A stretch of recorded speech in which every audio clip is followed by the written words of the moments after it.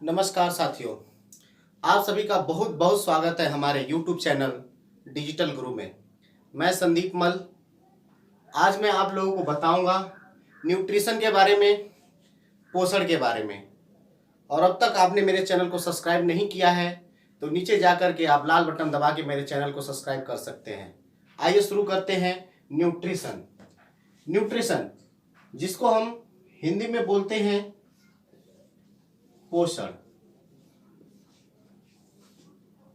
शुरू करने से पहले हम जान लेते हैं पोषण की परिभाषा क्या होती है। जीवधारियों के द्वारा ग्रहण किए गए भोज्य पदार्थ के अंदर मौजूद पोषक तत्व जिसकी पूर्ति शरीर ऊर्जा के रूप में करता है उसे हम पोषण कहते हैं। जीवधारियों के द्वारा जो भी हम भोज्य पदार्थ को ग्रहण करते हैं वो भोज्य पदार्थ जब हमारे शरीर के अंदर प्रवेश करता है तो उस भोज्य पदार्थ के अंदर मौजूद पोषक तत्व हमारे शरीर को ऊर्जा प्रदान करती है और यह ऊर्जा प्रदान करने की प्रक्रिया क्या कहलाती है? पोषण कहलाती है। पोषण की परिभाषा मैं बोर्ड पर लिख देता हूं, आप लोग इसे नोट कर सकते हैं।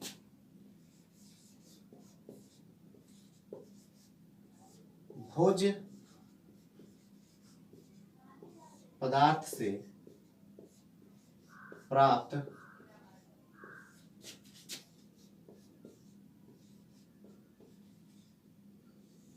पोषक तत्व की पूर्ति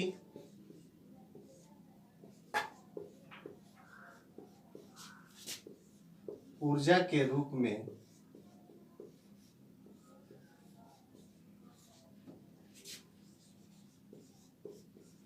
करना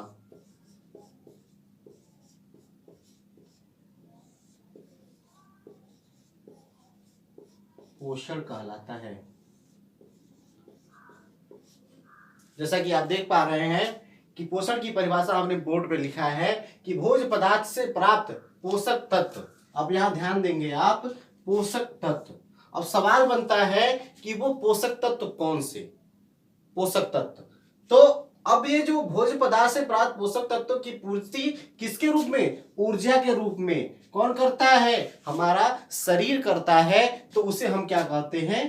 पोषण कहते हैं। अब सवाल बनता है यहां पर पोषक तत्व कौन कौन से हैं? तो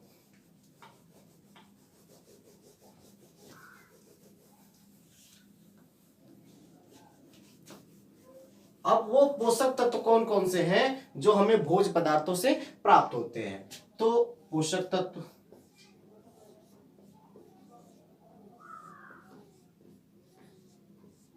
कौन कौन से वो पोषक तत्व हैं? तो पोषक तत्व में जो सबसे प्रमुख पोषक तत्व है वो है आपका कार्बोहाइड्रेट।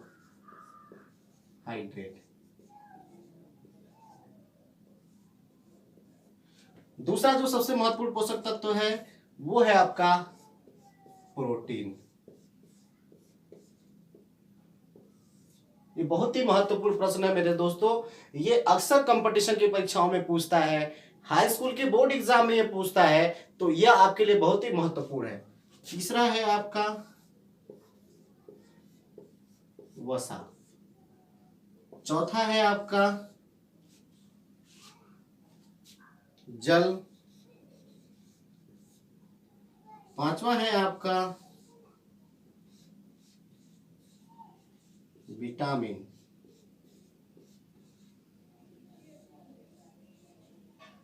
और छठा है आपका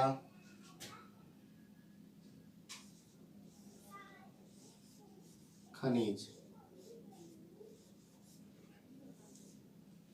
ध्यान देंगे ये जितने भी महत्वपूर्ण तत्व आपके सामने दिखाई दे रहे हैं, जैसे कार्बोहाइड्रेट, प्रोटीन, वसा, जल, विटामिन, खनिज, ये सभी पोषक तत्वों की पूर्ति हमें खाद्य पदार्थ यानी कि भोज्य पदार्थ के सेवन से ही होगा। ध्यान देंगे जब यह हमारे शरीर के अंदर प्रवेश करता है तो इनके अंदर एक रासायनिक क्रिया होती है।